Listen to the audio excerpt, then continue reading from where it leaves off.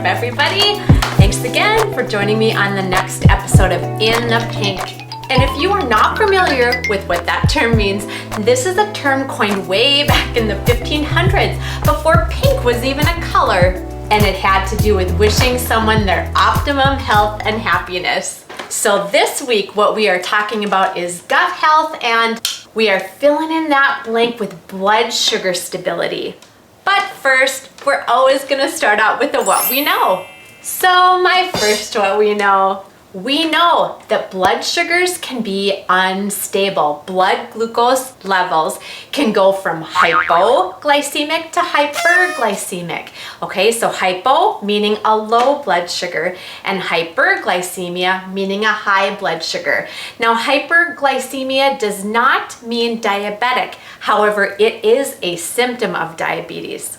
And my second what we know that insulin is a hormone secreted by our pancreas that comes to take care of excess glucose in our bloodstream. So when we have sufficient levels of insulin and everything is functioning properly, that insulin either moves these sugars into the cell for energy or it stores it in our liver as glycogen. But when we have insulin levels that are too low, then these blood sugars aren't being taken care of as they should, and that amounts to having this excess sugar floating around in our bloodstream, giving us hyperglycemia.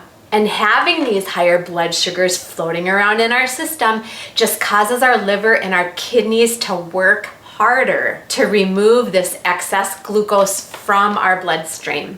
And my third what we know that this blood sugar instability is a big deal. In fact, some studies that I was looking at estimated that anywhere from 22 to 46% of the population struggles with hyperglycemia alone. That means whether or not they've even been diagnosed with diabetes. It's kind of a big deal. All right, let's move on. Let's move on to the gut's role in blood sugar stability, specifically hyperglycemia.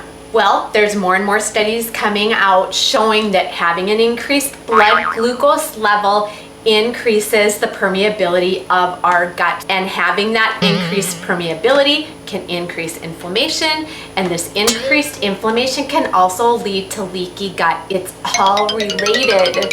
And all this also plays into altering the microbiome itself. All right, case in point, there have been studies even showing that this increase in glucose can alter the integrity of our intestinal barrier. And of course, we need that barrier secure to protect us from inflammation, to protect us from infection, and to protect us against bacteria that we don't want populating our gut. This research also showed that this gut microbiome did have significant changes to the tune of having a greater incidence of gut infections, leading up to intestinal illnesses. However, the fascinating part of this study was once blood glucose levels were getting back in check and corrected, the gut microbiome followed suit and began to restore itself. Pretty cool stuff. What's even more fascinating about this study is it showed that high sugar diets do lead to intestinal issues in the form of damage and leaky gut, even when blood sugar levels remained in the normal range. Okay, let's move on to the next point. We know that our microbiome consists of trillions of bacteria, most which are located inside our gut. And these internal mechanisms are going to play between our health and disease. That is the connection. So our gut microbiome does play a role in this just by controlling and helping to prevent blood sugar metabolism disorders in the first place. And it does this by targeting different pathways between our intestines, our liver, and even our pancreas. And these different pathways then can tip the scales when it comes to improved glycemic control, gut health, lipid profile, insulin resistance, and even inflammation. So case in point, people that do have hyperglycemia do have a different microbiome where they have got increased levels of gram-negative bacteria in comparison to bifidobacterium, which is a healthy bacteria. And this dysbiosis again is going to cause gut permeability. Do you see how this just circles around and around? So let's key in a little bit on what is considered beneficial and what is considered detrimental, these specific microbes that are playing into this. Well, Bifidobacterium, Bacteroides, and Akkermansia. Those are the good guys. They're gonna play good when it comes to blood sugar stability. And then a couple strains such as Ruminococcus and Fusobacterium, they are a couple culprits that are not gonna play well when it comes to blood sugar stability. These studies are just fascinating on what they're turning over down to these very specific microbes. All right, let's move on. Let's move on to some healthy practices. Some things to keep in the back of your mind that you can be doing on a daily basis to improve your health picture. Well, you know I'm always gonna start with diet because it's such an easy place to start. So limiting carbs and sugars, that's an obvious one. And that may include dairy foods for you as well, because dairy foods do have a sugar component. But what is most important, learn to be a label reader. So also try and be cutting out processed foods, sugary drinks, alcohol use. All of these are going to be detrimental to our microbiome, detrimental to our blood sugar levels. So we covered the don'ts, let's cover some do's. Do be incorporating fruits into your diet. So things like dark colored berries, blueberries, blackberries, they're high in antioxidants, extra virgin olive oil, leafy greens. So a couple spices that you may want to incorporate, turmeric and cinnamon. They have antioxidant properties and they have anti-inflammatory properties. And of course, wild caught fish, rich in omegas. Do you see how rounding out your diet is going to help in this arena? Because once again, all of these things are circular. Okay, the next thing, exercise. We know how beneficial exercise is to our bodies, but it's also beneficial to our brains. Try and get into a routine where you can set aside 20 to 30 minutes to get some exercise, move your body. And there are many options here available. Even going for a walk, get on an online fitness plan. Pivotal. And these routines require little to no equipment. Okay, the next one, decrease your stress. We know that cortisol is released in your body when you are under stress, and cortisol does play into increasing blood sugar levels. Okay, the next couple things, supplementation. So supplementing with prebiotic fibers and with probiotics. We want to populate our gut with good, friendly, healthy gut microbes that are gonna play into our health picture rather than be detrimental to it. And once we get these probiotics planted, we want to be feeding them with prebiotic fibers. Beneficial bacteria feed on them.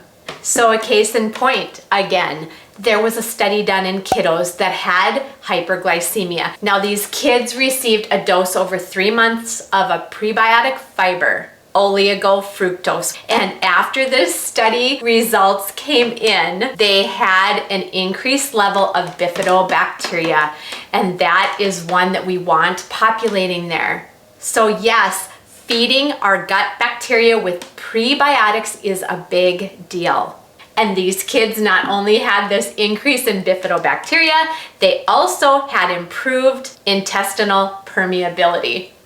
And another case in point, there was a study done in obese individuals, and they received 2 weeks where they were getting bifidobacteria. And after getting this 2-week dose of bifidobacterium, they had an increase in other beneficial bacteria and a decrease in pathogenic ones. Do you see where I'm going with all this? It's really important we get this balance back in our gut. All right, it's time to move on. Let's talk plexus. Let's talk some plexus and how supplementation can play into your healthy lifestyle. Well, I'm always gonna start out with TRIPLEX. We're always gonna start out with their cornerstone product. So we'll start out with the Microbiome Activating Slim. It has got a prebiotic fiber in there to feed our probiotics, what we just talked about. And then the ProBio 5 goes in there. It's got an enzyme blend in there to break up what we don't want thriving in our gut. And then it's got 5 strains of good bacteria we do want thriving in our gut. And the last thing, the BioCleanse. The BioCleanse is an oxygenated magnesium paired with vitamin C, and it is meant to give your body a gentle daily cleanse, moving the yuck out. Okay, the next one. Let's talk about block and balance.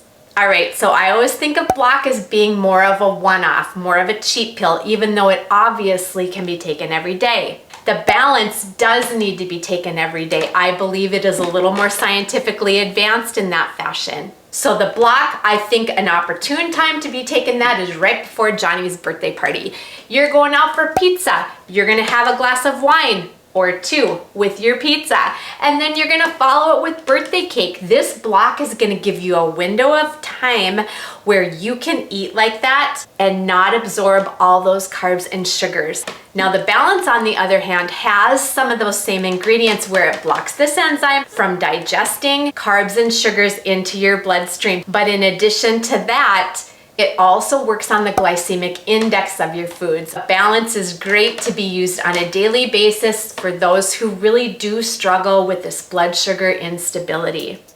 All right, you guys, that's all I have for you this week. Thanks for hanging with me till the very end. And if you are new to this Plexus train and have no idea what I am talking about, I'm gonna list in that description box my link. Get on there, nose around, ask me some questions. Curiosity will get you on this train every time. I'm also gonna list in that description box a couple other videos I've done covering the products that I've talked about here. I'm also gonna list our current playlist right up here, so if you wanna catch a couple more episodes, and you might just wanna join me here again next week, because what happens in the gut does not stay in the gut. It affects everything, which is gonna lead into many more episodes of In the Pink.